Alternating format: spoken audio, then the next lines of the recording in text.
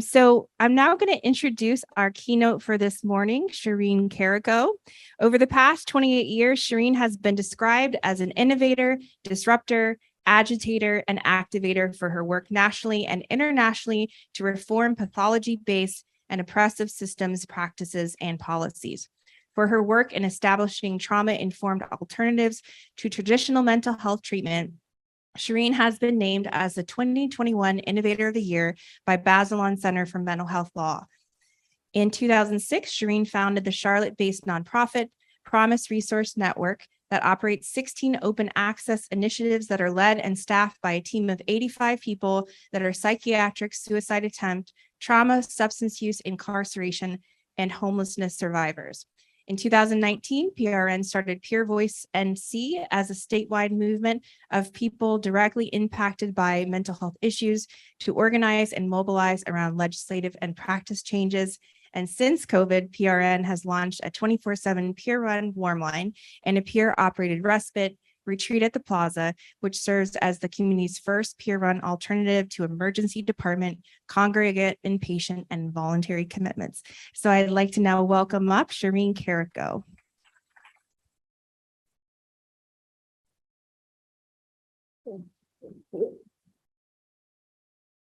Thank you. I actually am mic'd up. Oh, I got a second. Look at that. Thank you. Thank you, thank you, thank you. Good morning. Hi, everybody. Oh, it's so good. Hi, I'm getting hellos. See, this is a time to socially connect, and this whole keynote thing, it's not good to socially connect. So, let's wrap this up so I can actually do relationships today. Good morning, everybody. It's so good to be here. I have to tell you, this is my 6th trip in 7 weeks.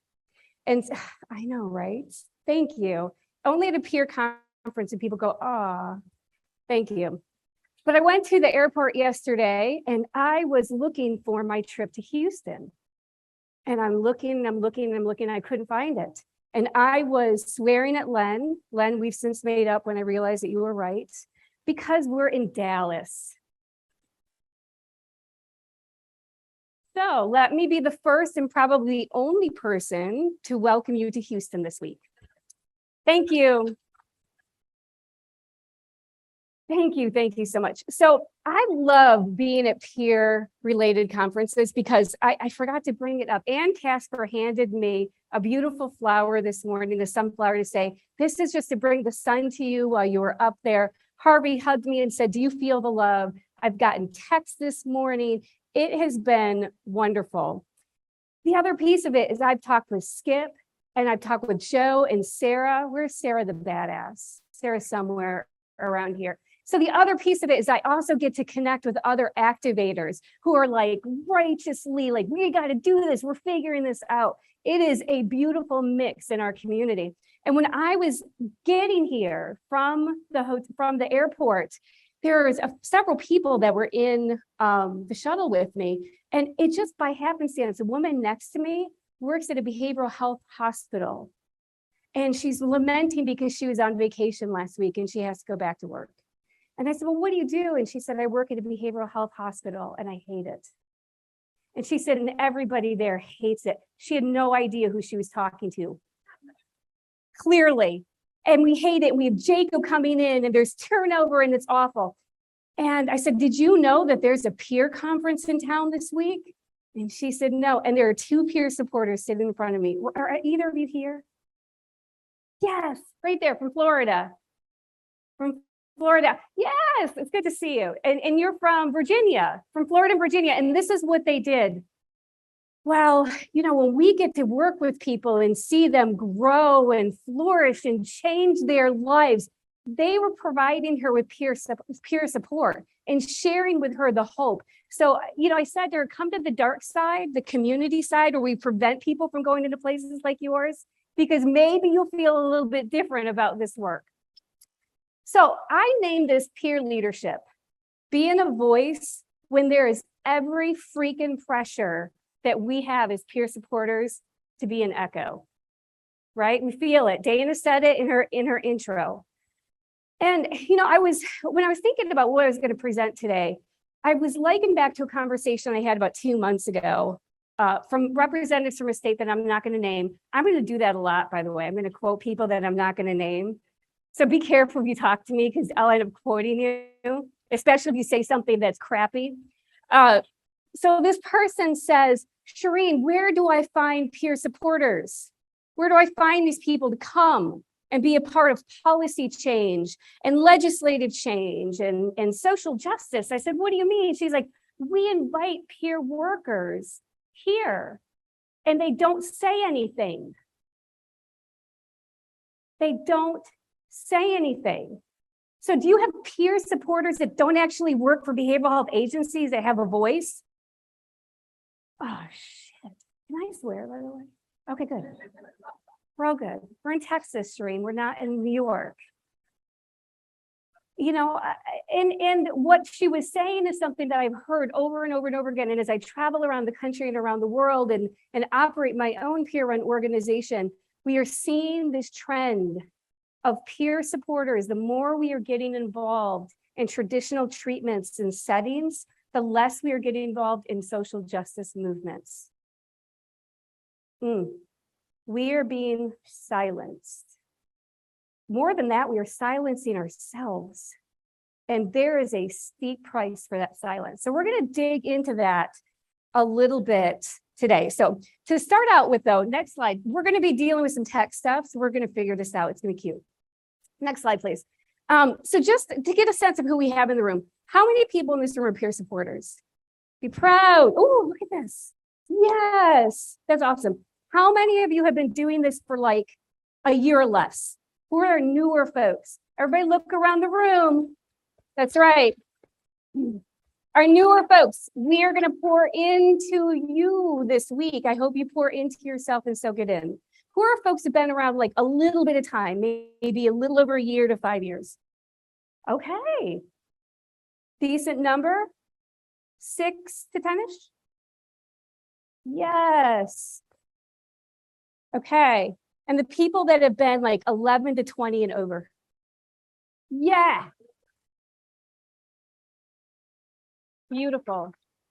We have responsibility, right? We've been doing this for a while. If we've been doing it correctly for a while, we have a responsibility to continue this movement in the way that it was originally designed to be. When I started a peer-run organization, I remember saying to people, we need to have peer support in our state. I'm a transplant from New York down to North Carolina. And when I moved down there in 2004, peer support wasn't a thing. It was never heard of. Recovery, I would talk about recovery for mental health issues and people would be Googling it. I talk about harm reduction and you'd get, oh, what do you mean harm reduction, right? So when I said we need to bring peer support into our state, this was literally the quote that I got. You want mental patients to work with mental patients? That was 2004. 2005, this is what I was told. Cherene, you're in North Carolina now. People here don't recover. So here's the deal. Here's the deal with that. Don't advertise that your shitty services are not helping people heal. There is either like something really seriously wrong in the air and the water because that defies every single piece of data that we have around recovery rates, or you're not doing your job, right? So you might not want to advertise that, but that's where we started. Since that time, that was what, 20-something years ago that I've been doing this type of work. We are now seeing the opposite happen. We're seeing the boomerang. Everybody's talking about peer support. The trend is peer support. We need peer support. We need peer support. We need peer support. Well, as Dana said, there is a risk that goes along when peer support is brought into the mainstream the way that it has been. And the risk is that we lose our voice. Our narrative gets written by somebody else, right? Speak it, right? That's right. Our narrative gets spoken by somebody else, and we just go along to get along. And guess what happens? It becomes ineffective and they turn around and say, told you these addicts and mental patients can't do this work. We have a lot at risk if we do not show up and suit up and do this job well, right? Next slide, please. So I'm going to say something to you. I'm going to share a story that nobody knows. There's some people in this room that know me really well. You've never heard the story, so I don't think you know me that well. And here's why I don't share this story. It has been one of the biggest sources of shame that I've had in the 30 years I've been doing this work. And it's taken me the last 30 years to commit myself to try to right this wrong. And this is what it is. This is a story of how I found my voice. I love this quote, right? It took me a long time to develop a voice. And now that I have it, I'm not going to be silent. Well, it wasn't always like that. I'm called an activator. I'm called an agitator. I'm called fringe. I'm called all of these things. But that was not always the truth. My first job in this field was in an inpatient psychiatric hospital. And there are a lot of words that I could use to describe that place, right? You know some of those words. What are some of the words you would use? Soul crushing? Shitty? See, I started the trend of swearing. Horrific? Cold? What is it? Traumatic. I love that one. Traumatic. There's a lot of words that I could use to describe that experience, but I'm going to use the one that I'm the most ashamed of, and that is seductive. Take that in for a minute. It was the first time in my life that I wasn't a mental patient. It was the first time in my life that I had keys that allowed me to be in front of the doors and not behind them. I wore a lanyard around my neck proudly and would go, see who I am? See, I work here. I don't live here. I work here. I had access to people that once wrote notes about me. I was sitting next to clinicians and sitting next to psychiatrists. I could read people's files and find out their darkest secrets. I became an us because I was no longer a them. You know, in this profession, there's an us and a them, right? Who are the thems? Who? Yeah, the thems in that setting are the crazy people. They're the dangerous people. They're the unwell. They're the broken. They're the ones that we need to try to fix. Who are the us? The fixers, the ones with privilege, the ones that have the badges, the ones that have the letters, and the ones that can sit in front of the door and not behind the desk. And here's the thing with that. It wasn't about ego that was so seductive to me. It was that for the first time, I could hide behind something and not be viewed as a mental patient. And boy, did that feel really good for about a month. After that month, I started detoxing from the privilege, detoxing from the seduction. And I looked around and I saw me everywhere. I could actually cry thinking about that moment. I saw me everywhere. I came into the system as a 13-year-old, traumatized, wounded. I was shaped to be quiet, compliant, small, and I was a very good mental patient. And now here I am in this setting with power over me and not even seeing the trauma that we were causing in that environment. When I realized it, I made a decision. And that was a decision that I was going to spend the rest of my life making up for that month. Because shame on me. Shame on me. Next slide, please. That I forgot where I came from. I, at this point, spend a lot of time making sure that not only I don't forget where I came from, but that other peer workers, those of us with lived experience, never forget either.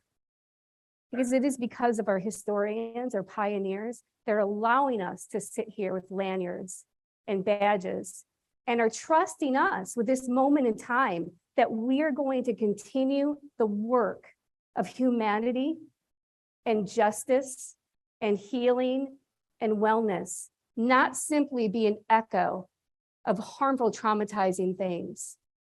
That was my first lesson, seduction of being a provider as opposed to being the patient. It's a good one, right?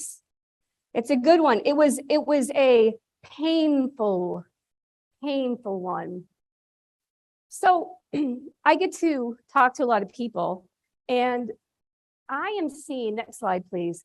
I am seeing a lot of erasure happening in peer support. And I remind people that peer support, before it was a job, it was a movement. And we even made these memes, and you're going to see a whole series of memes because we have forgotten where we have come from. Peer support wasn't a job. It was a civil rights movement, right? And what I'm seeing, thank you, Skip. Thank you, baby. And what I'm seeing is an erasure of our history, where we came from, how we got here, our responsibility to the values that we need to keep in place so that we can have those million people doing this work, but doing it authentically, not through a voice that is co-signing bullshit, co-signing harm, right? So erasure looks like a lot of things. Now, some of you might, I'm going to ask for this. I'm going to ask for Q-tip, quit taking it personally, right? Remember, I'm a little bit of an activist. So I might say some things that might rub a little bit on some of you. I'm not talking to you. Yes, I am talking to you. I'm talking to you. If it stings, I want you to be aware of it, okay? Because there's something in that resonates with you, just like it resonated with me about the privilege and the seduction. I have to take a deep breath for this one. When people come up to me and they say, I am an MSW, LCSW, CCAS, LCAS, ABZDEFG, BAL, and I have a degree in this, and I'm up here.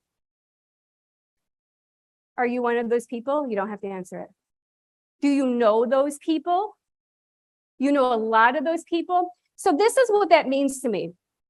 When the person says, and I'm up here, that is code for the next thing I'm going to say is co-signing bullshit. I'm going to say something that is actually in the clinical realm, using a clinical paradigm, but you know what? It's okay because I'm one of you. It's not okay, and you're not one of me. Truth to power. It is not okay, and you are not one of me. And the person usually says something that justifies trauma in the name of treatment and why we should be doing it this way. And I'm going to tell you, this is one of those quotes I'm going to give you, and I'm not going to name the person, but I will say this. This person works for a very well-known agency. You know who you are. You agency and you person. 7 weeks ago, I have a phone call, meeting, and we're talking about the role of peer workers in mobile crisis teams. And this person has been hired to train mobile crisis teams and to train them how to utilize the role of peer supporters as a part of mobile crisis teams. Awesome. So he introduces himself as an LCSW, MSW, CCAS, LCAS, ABCD, EFGH, IJK. Breathe, Cherene. And then he talks about his horrific experience at the hands of police, being handcuffed and shackled, to be involuntarily committed, and all of the harm and the pain that it caused him. Okay, I'm with you. You're redeeming yourself, dude. You're redeeming yourself. And then he proceeded to talk about why peer supporters should be involved in the involuntary commitment process.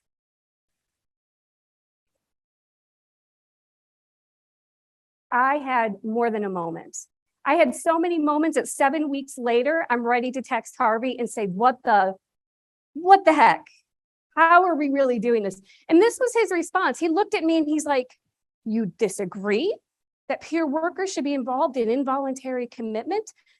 Do you think that they are incapable of supporting somebody who's experiencing a crisis? That's what he said to me. Do you think that they're incapable of supporting somebody that's experiencing emotional crisis? And I said this, next slide, please. I said, no, the history of our movement is a history that is rooted in civil rights, human rights, disability rights, women's rights, LGBTQIA rights. It is a rights movement, right? All that stuff there, that is where we came from. Next slide, please. And our historians worked for this, to stop segregation, to stop oppression, to stop forced treatment, to stop incarceration in jails, prisons, and yes, in hospitals, to stop coercion and forced medications and restraints. All of these things that is the history within behavioral health is what our badass pioneers worked so hard and put themselves out on the line to try to end this practice. And I have an LCSW, MSW, ABCD, EFG, who is a peer, saying to me that, well, when the person is handcuffed and shackled, a peer supporter could be there to offer them support. Stop. If you work at an agency that is perpetuating this, I want you to look at the history of our movement. I think Britton is going to talk about it tomorrow. The roots of where we came from. If you are being asked to show up in this, you have a responsibility to educate your employer, your supervisor, your provider, your system, your policymaker, your federal government, your funders, your family, your community, that this is not okay. And this is not what we do as peer supporters.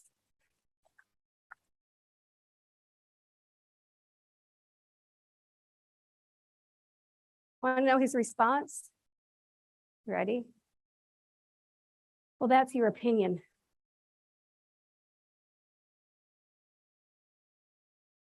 Well, that's your opinion. And then he went on to say, I travel all over the United States training peer workers. Shit. Is that supposed to impress me? That concerns me. And Cherene, everybody has an opinion of what the role of the peer worker should be. Since when did this become an any opinion matters profession? We have guides that are rooted in values, that are rooted in history, that is rooted in integrity, that has tools that are specific to stay mutual and supportive and squarely planted in human rights. That is not an opinion, dude. That is a fact. Next slide, please. Erasure. Erasure of our history, erasure of the vision of our pioneers, erasure of where we came from, erasure in the name of a badge and a license and a degree and a sitting in front of the door instead of behind it. You knew this was coming, right? Yep, some of you are smirking. So seduction was number one, erasure was number two, and you know there are multiple things I can say about co-optation. Oof. Get it. So let me start by saying this. If it stings, look at it. It means that there is something about it that feels uncomfortable for you. Another meme, peer support, experts by experience. The earned wisdom of going through the fire, of being burned. Hello? Cherene, it's God calling. He wants you off the stage. Or she wants you off the stage, or they want you off the stage. See, I completely got off track. So the co-optation. So the wisdom, the earned wisdom of lived experience, it only happens when you go through the fire, you get burned, and you come out on the other side and you actually learn something from it. Here's where I see this showing up. I am a case manager / peer support specialist. So when I'm talking to you, am I talking to my case manager Or am I talking to my peer specialist? Because they are not the same. They don't do the same thing. They don't work in the same scope of practice. They do not have the same code of ethics. They do not have the same responsibility for relationship. One is about the exchange of actual like tasks to be done. The other one is about mutual relationship. They are not the same. Stop, case manager / peer specialist. I'm the LCAS and the peer specialist. No, you're not. Choose a side. Choose right. Boom, baby. Choose it. No, you can't. And here's the thing. It's not because I think you're incapable of doing all these amazing things. It's that I'm incapable when I'm in front of you of knowing whether you're talking to me mutually and I can trust that you're not going to call 988 or 911 or 111 or 211 when I'm talking about suicide, right? I have to be able to be in a relationship with somebody who sees me, who understands it because they have been there. So stop the dash. There is no dash. It's peer support. Okay? No dash. See, this is my therapy. I love this. I'm going to look at my flower, Anne, because I need that sunshine. The second thing, and this is the one that might sing.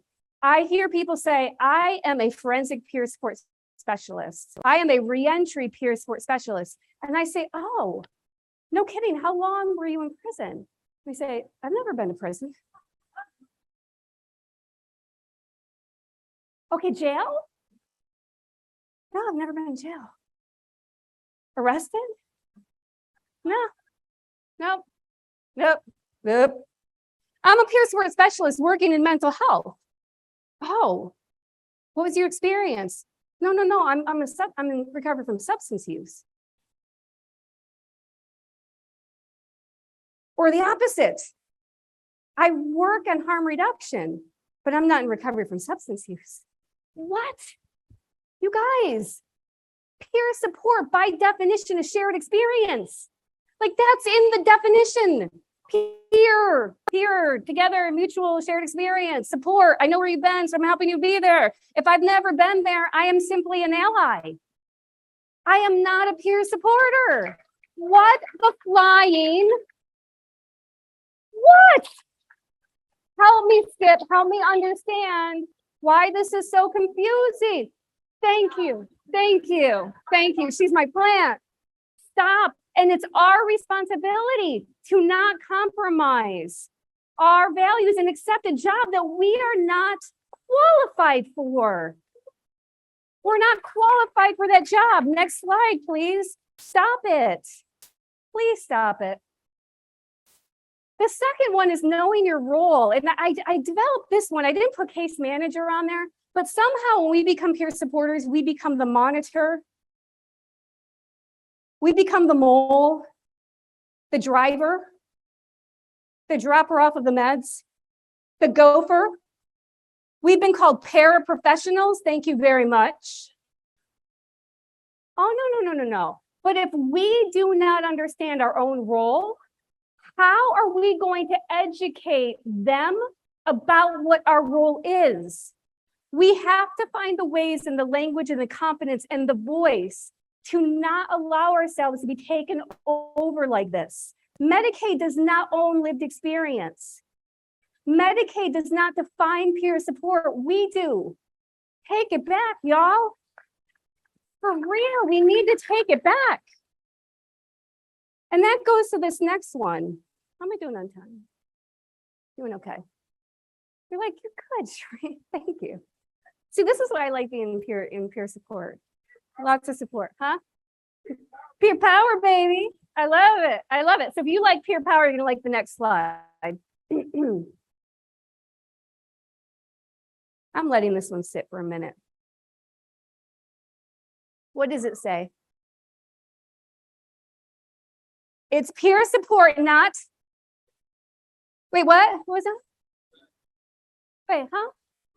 It's peer support, not peer pressure. We are not making sure that the person goes to their med appointment, that they're taking their meds, that they are showing up for your shitty services, that they are, in the words of Sarah, that you can find them when you need to document to bill, but you can't find them to find their voice around evaluating your services. No, peer support is not peer pressure. And we have got to stand in this. We do not have power over. And I'm going to tell you how this landed in my organization recently. I have a new employee, also not going to say her name, she knows who she is. A new employee who wrote out an email that said, so-and-so has been talked to. Let's start there. Been talked to. Okay. About his inappropriate behavior.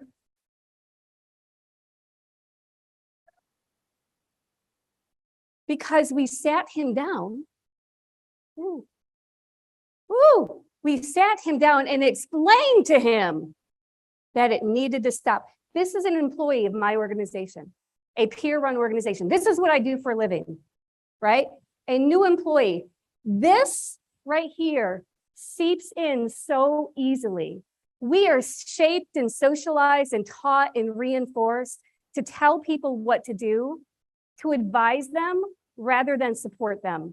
If we advise them, we feel like we're doing something, right? If I tell you what you should be doing, then I feel like I'm doing something. If I support you to find your inner wisdom, your own voice, your truth, and to stand in that truth no matter what happens, that is uncomfortable. And it probably is going to mean that we have to have conversations with our supervisors and our colleagues, right?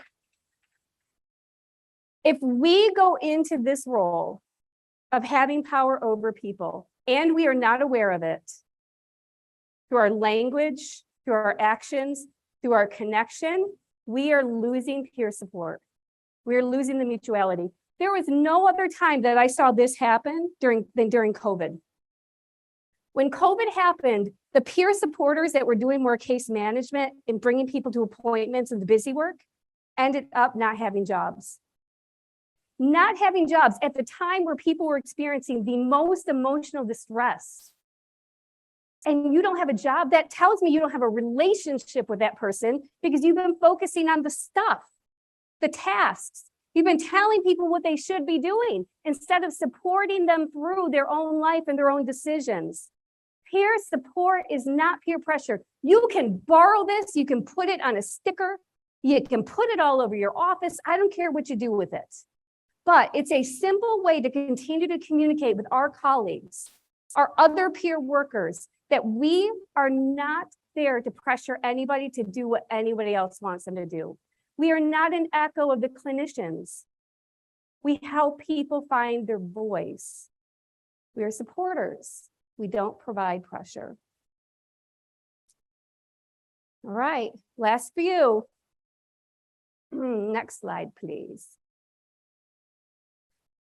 Language and labels and lanyards, oh my. I can't, right, Skip? I can't. I walk into organizations that have staff-only bathrooms. Anybody work at a place that has staff-only bathrooms? Oh yeah, you can raise your hand. What does staff-only bathrooms mean? What is the message there? You are dirty, I am not you, us and them. And I go into these organizations and I say, didn't segregation end? Why is it okay that we are segregating us versus them because you work here versus I'm coming here? By the way, I'm paying your salary to come here. Segregated bathrooms. Where are the peer supporters stepping up, showing up and saying, nope, we don't do that here? When I show up at a place and people have lanyards around their neck, what is that an image? For those of us with lived experience, who else wears lanyards around their neck? The man, the woman, the jailer, the boss, all of those people. It means I am not you and you are not me. So I got an agency really good. They asked me to come in and be a consultant. And I'm not going to get into the details, but people were in lanyards around their neck and they were so proud of them. And I'm like, you need to get rid of that shit. What do you mean? The providers were up in arms. How are we going to tell who is who and who is in our space and safety and all this sort of stuff? So I went and I made ID cards that says, hello, my name is, with their name, no letters next to it. How can I support you today? Because if the issue is really, go ahead, you can clap. If if the issue is really that I want to know who is here so I can connect, then there's no reason to have the letters and the directive, and you don't have a badge and I have a badge. Peer supporters, use your voice. Carrying keys on the hip. Who carries keys on the hip? Is there anybody here that is triggered by the sound of keys? Why are you triggered by the sound of keys? Because you're locked in without keys. So when we wear keys on our hip, guess who we represent? Not you.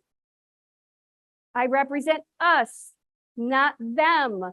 Peer supporters, be aware of all of these things. And the last one is the labels and the language.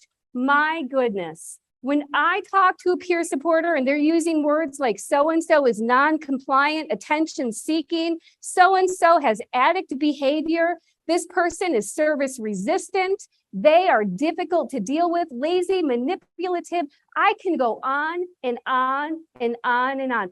All I need to do is meet you and hear how you are talking, and I know whether you're co-opted or not. It doesn't require anything else. I just need to hear your language. If you are using that language, you are talking about me. And guess what? You're talking about you. Who are the non-compliant people in the room? Who are the ones that were called non-compliant? Yeah, of course, we're peer supporters. Hello. We have that feisty rebelliousness. Let's be aware of our language. Let's educate our community and where we work about language and the power of language, because there are words that we do not use anymore because they're so destroying, soul crushing, so horrifying. We know that it does harm. Well, so does calling somebody crazy, a crack whore, non-compliant, or a frequent flyer. It is the same thing. It is no difference. The basic thing that we can do in our role is change the language. Minimally, don't take on that language because it harms our own community and it erases our peerness. So we made this meme, crossed off attention seeking, and we talk about connection seeking. Because the truth is that we all need connection. We all seek attention. When did that become a negative thing? When did that become? That is how we are wired as human beings, to get connected to other people. But somehow that now has become another sign of pathology. And when you are an attention seeker, what do? Withhold attention. Does this make sense to anybody? No. When somebody is seeking connection, we help them find connection in safe and healthy and comfortable and personally meaningful ways. Next slide, please. This is the last meme about this. And this is one that we did about mentally ill. Somebody used the word trauma. I think it was Joe that talked about trauma a little bit earlier. We know that the majority of those of us that come into mental health systems and substance use systems that get labeled with all these diagnostic DSM codes have actually experienced complex trauma, right? When I was 13, I came into mental health systems for the first time. I got my first of 8 mental health diagnoses. The entire time I was in services, I was going home and being sexually abused. Not one provider, adult around me, looked at my behavior and saw it through the lens of trauma. They looked at my behavior and they saw it through the lens of pathology. And they taught me that I was sick and I was broken and I was ill. I was told I would never go to college. I was told I need to get on disability benefits when I age out. All those things that we are told. When I graduated from Syracuse University,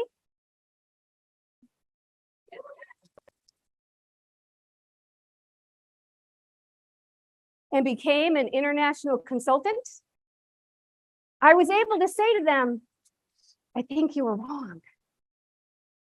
I think you were wrong. So changing that narrative, reclaiming our narrative, what you call mental illness, I call it survival. Which you call pathology, I call trauma, right? Those of us, the survivors in the room, have got to claim this back. If we are going to change the perception that number one, we're just sick and broken. Number two, the best we can hope for is to be stable, to function and maintain, because recovery was never in the paradigm for us, right? We all know this, right? If we are going to challenge that and change it, we've got to shape the language and the narrative and the way that we are talked about and referred to. Okay, we're getting close. You guys are clapping for, again, I sit in rooms of psychiatrists and I'm like, hey, how's everybody doing? And they mutter, bleh, bleh, bleh, bleh. Or they look at me, crickets, crickets, crickets. And I say something like, when we come into your room in your groups and we don't talk, we're considered non-compliant. But you're in a room and you wouldn't say shit if you had a mouthful. What are you doing? I told you I'm considered to be a little bit rebellious. Okay, we're getting toward the end. Next slide, please. So this is the question. How can we stand on principles when there are rewards for co-optation? We are rewarded for our silence with a paycheck, with a title, with a license, whatever it is. There are rewards for us to be silent. So how do we and can we stand on principles when there are these rewards? When we compromise our role, it is not just about our job. It is about every person in this room. It is about the history of this movement, and it is about the future of those 1 million peer supporters that come next. When they are taught, no, you're a case manager, and you go and you count the meds and make sure people are showing up to their appointments. When we are signing on for that, we are compromising this entire profession. That's a lot of responsibility. I hope you are showing up for it currently, and I hope you are going to continue to show up for it. The last section I'm going to talk about, so that was co-optation. So we started with seduction. Then we went to, what was number 2? Erasure. No one was paying attention to me. Erasure. The third was co-optation. The last one I'm going to talk about is leadership, and we have some leaders in this room, baby. Woo! We have some amazing freaking human beings. Next slide, please, in this room, and I love it. Okay, now I mean business. So I am no longer only my story. And look at this quote. Don't adapt to the energy in the room, influence the energy in the room, right? That's power. And I'm going to do something that I don't usually do, which is quote myself. Next slide. Like, you're quoting yourself, ego much, Cherene? I know, I wrote this and I love the way that I wrote it. So I was like, you know what? I'm just going to quote it. So this is the truth. I used to be the person that was asked to come in the room and share my story at meetings, committees, conferences, and people applauded. And they said things like, oh my gosh, but you don't look like you're mentally ill. I mean, you're not drooling, you matched, your hair is kind of cute. And then they say, you're a high functioning consumer. Do you know how many people have been called a high functioning consumer in this room? Right? I'm not alone. My tribe. You're a high functioning consumer. And then they say, oh, you're the exception. Anybody been called the exception or the success story? You're our success story. Hey, man, I don't know my success story. I did this hard work, right? What I learned is when I do that, it's really great for 5, 10, 15 minutes and I get the applaud and I'm up there on stage and people are like, oh my God, you're so cute and you're so smart and oh, you don't look crazy. And then when I get off the stage, they meet and that's where the real decisions are made. Guess which person I want to be? I want to be the person in that meeting, not the person on the stage for the 10 minutes. Because the person in the meeting means that I can influence the decisions. I can show up with knowledge and cite data and research and real live information. I can pressure the room to do the right thing. I can change the energy and change the narrative. And minimally, I can make everybody really freaking uncomfortable, right? So I stopped probably about 12 years ago. I stopped being the person that would show up to share my story. And I started being the person that's left in the room to make the decisions. Leadership. Leadership. Next slide, please. That means that, leadership comes up in a lot of ways. I was not a natural CEO. I was a mental patient. I missed that entire chapter in school about business and running an agency and being a CEO and HR and marketing and all that sort of stuff. I wasn't there for that chapter because I was a mental health client, right? So when people say to me, well, peer supporters can't run an agency. Peer supporters are employed by behavioral health agencies. They don't run agencies. What? What do you mean? We just missed that chapter. When you were in school, we were in jail. When you were in that class, we were in the hospital.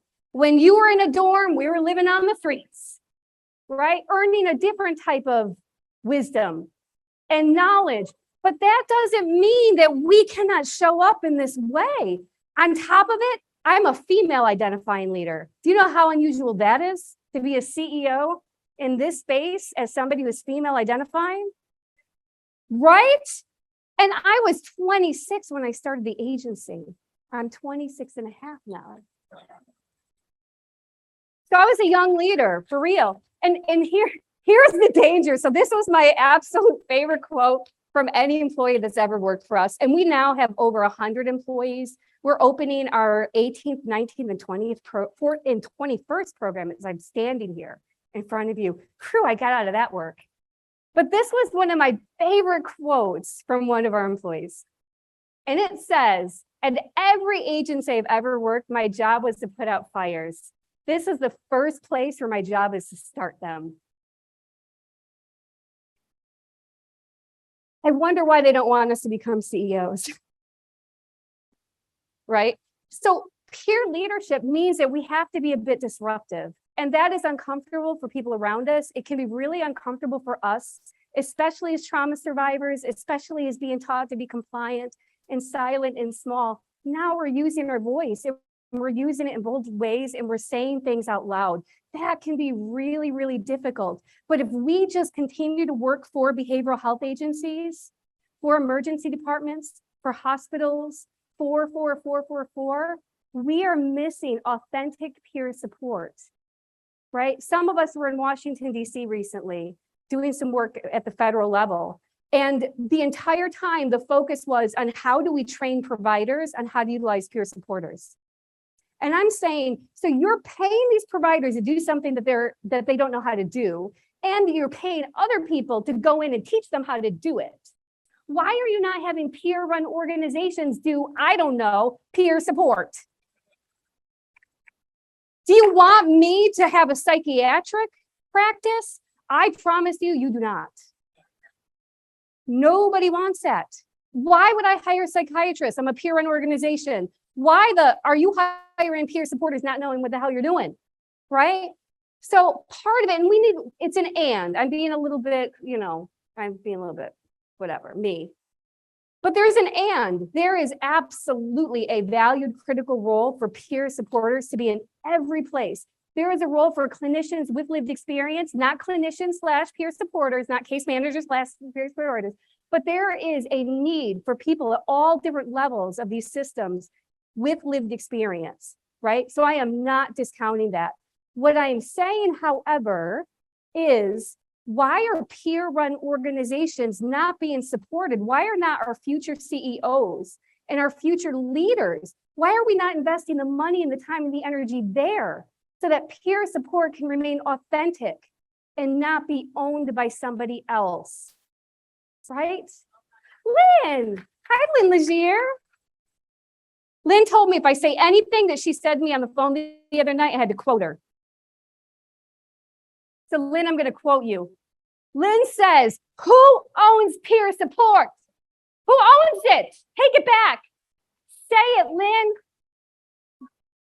We have to own it, says Lynn Legier. If you don't know Lynn, Lynn is one of the pioneers in our movement. Get to know Lynn. You can imagine when we get together, it's like, boom, it's on fire. And so I get not everybody's going to be a CEO. Trust me, you don't want it. It looks really pretty. It's not. But we do need more of us in these positions doing peer support and providing alternatives to confinement and policing and all of that sort of stuff. But I get not everybody is going to be a CEO, and that's okay. There are other ways to show up in leadership. Next slide, please. And this is where the question about what ignites you. You know, I go back to the Ohio quote. Where do we find those peer supporters who are going to speak up, Cherene? Oh, what do you mean? What do you mean we are all staying silent? So this is a question for you. What ignites you? Say it out loud. Think about it. Throw it out there. What is it that incites you, ignites you, that you are so passionate about that you're willing to say it out loud to a group of people and use your voice? What is it for you? Criminalization. Substance use. Now, I'm going to ask you to get more specific when you think about your passion, right? So what is it about that you show up for? Is it policy around criminalization of people who use substances? Is it the fact that we need more options for recovery than 12 steps and abstinence? Is it that we need to bring together harm reduction, substance use, treatment, and actually work together? Like, what is it about substance use? What is it about criminalization? What do we want to change? The laws, the practice, the policy, the belief systems, all of it, right? What ignites you? More people, what ignites you? Come on, use your voice. Throw it out there. Say it. Yes. Remember that and think about it and feel it to your very core, because we need you to show up for that. Whatever that is, we need you to show up for that. For me, it's multiple things, as you can imagine. These are three of them. Involuntary commitment. In our state, we gathered a whole bunch of data and realized that over 10 years, our involuntary commitment rates have increased by 100%. My community alone had 118,000 involuntary commitments in the year 2018. Involuntary commitment. Frankly, you have more rights if you are committed to a jail or a prison than if you are committed to a hospital. You have due process if you're confined in a jail or a prison, and you don't have due process if you're confined to a hospital. You have more information about when you're going to be released if you're in a jail than you are in a hospital.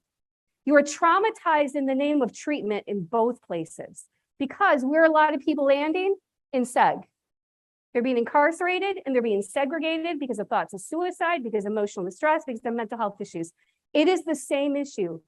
It is about confinement, and confinement hurts. It doesn't help.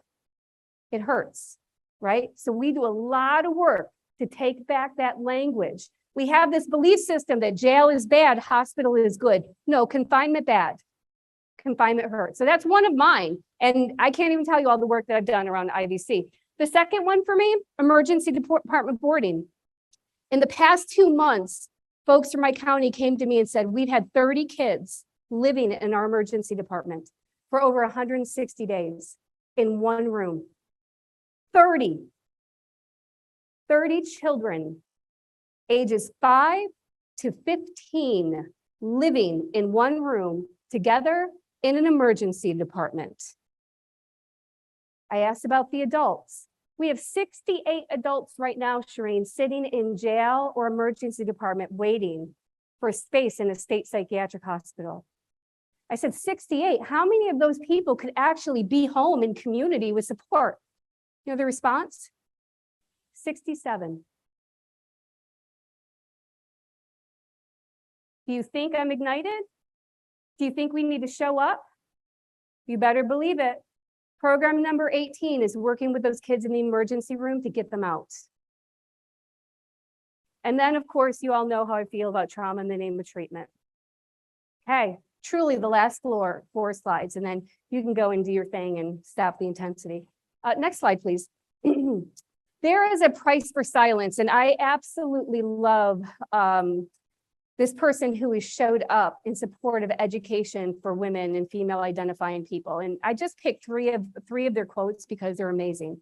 I raise up my voice so I can, not so I can shout, but so that those without a voice can be heard. We cannot succeed when half of us are held back, or in jail, or in prison, or in emergency departments, or in hospitals. We are free because of the history of our movement. But what are we doing to create freedom for this next generation? When the whole world is silent, even one voice becomes powerful. And we realize the importance of our voices only when we are silenced. Related to this, next slide, please, is if you are going to start some fires, you need to know your shit. This is where the responsibility piece comes in, people. I am not talking about going out there and burning bras and telling people how awful and terrible they are. That's not what I'm talking about. I know Lynn's talking about that, and there might be some of that. I'm talking about showing up in leadership, finding the issues that impact you or that you're passionate about, learning as much as you can about those issues so you can sit in those tables and be intelligent, more intelligent than the other people that are sitting there making decisions, right? Examining it and strategizing. I say that there is a continuum. There's a continuum. There are people that want to completely abolish all systems and services. There are people that more assimilate to it. We've talked a lot about assimilation today. I consider myself more of a strategist.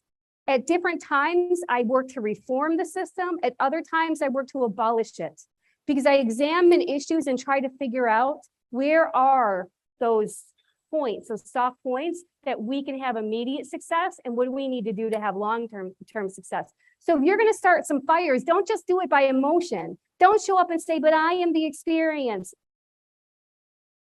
When you show up and say, but I am the experience, not invalid, it's important, but then they're going to call you the exception and the rule and the high functioning consumer. That's what happens when we show up like that. But you're not like my consumers, is what they say. So we can lead with that or have that conversation, but we have to have more than the emotion. We have to have the knowledge, the intention, the strategy, the partnerships, all of those other things. Okay. Last couple slides. The last one I'm going to say, next slide, please. There is a classic oppression tactic that sounds like divide and conquer. If the people that are working on reentry are fighting against the people that are working on diversion, if we're fighting amongst ourselves, we pose no threat. It equalizes it, right? So we're here arguing over whether we're going to call it substance use or addiction or harm reduction, or we're either pro this or anti that. We're fighting each other for crap, for bullshit. And we pose no threat. One of the biggest heartaches that I have of being a part of this movement is there is no movement.